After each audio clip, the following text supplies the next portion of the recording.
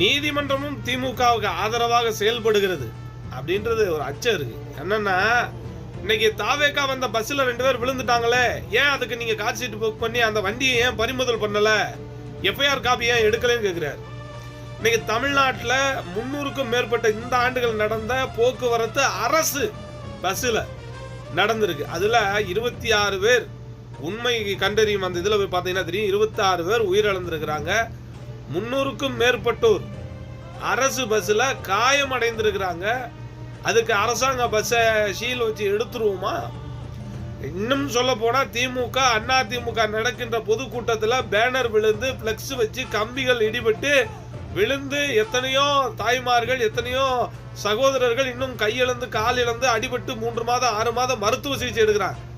அதற்கு தீர்வு சொல்லாத இந்த நீதிமன்றம் இந்த பஸ்ஸுக்கு முடிவு. பஸ் மேல உறுத்துது போல இவங்களுக்கு, திமுக காரங்களுக்கு என்ன செய்ய